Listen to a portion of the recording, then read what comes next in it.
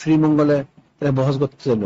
আগে বহস করার কথা ছিল না, আমরা মাহফিলে গেছি, মাহফিল হয়েছে, ওই খারিজি মারিজি গুলি আমাদের বিরুদ্ধে অনেক অপপ্রচার করছে। তো ওখানে কতগুলি খুব প্রভাবশালী লোক ছিল, একটা মার্কেটও ছিল। তো তার বহাস হবে, আচ্ছা ঠিক আছে, কি বহাস হবে? এরা পুরা সিলেটের যত তাদের কথিত বড় আলেম সবগুলি জমা করছে।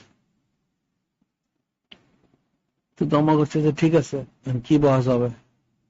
তাদের কিছু প্রশ্নের জবাব দিতে হবে। আচ্ছা, তো মার্কেটের ভিতরে ব্যবস্থা করছে।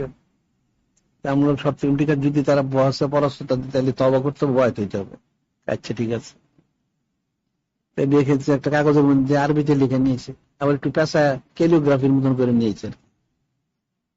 এটা পড়ে প্রশ্ন করে জব দিতে হবে।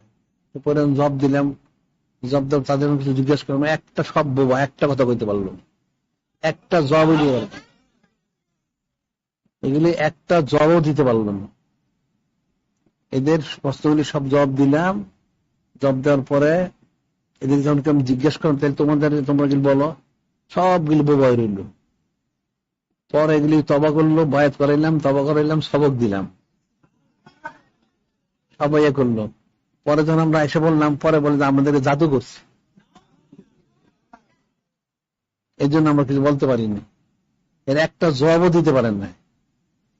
এদের সিলেটে সব বড় বড় কথিত কতগুলি আলেমকে জমা করছে। এই এদের সুনামগঞ্জ, সিলেট, হবিগঞ্জ, মৌলভীবাজার, শ্রীমঙ্গল, যতগুলি আছে এদের আগেরই মনে তাদের পরিকল্পনা আর কি, সবগুলি জমা করছেন না, জমা করছেন নিয়ে বহস করবে। এখন তো বছরে তাদের জব দেওয়া হলো, জব দেওয়ার পর যখন তাদের জিজ্ঞেস করা হইলো, একটা লোক একটা কথা বলতে পারলো না। এগুলি তো সব মূর্খ আসলে। পরে পরবর্তী সময় ওই আবার যখন এদের শুনছে, সব জায়গায় পরাস্ত হয়ে গেছে, তবা করছে।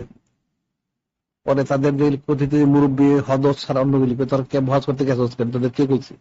তাদের মানা করছিলাম, বহস করতে পারবি না, গেছস কেন? এখন তো তাদের ভিতরে একটা আরো বেশি একটা আতঙ্ক সৃষ্টি হচ্ছে। সিলেটে বড় বড় কথিত যত আলেম, মুফতি, মুহাদ্দিস, মুফাসসির সব জমা করছে, সবগুলি লাজব হয়ে গেছে।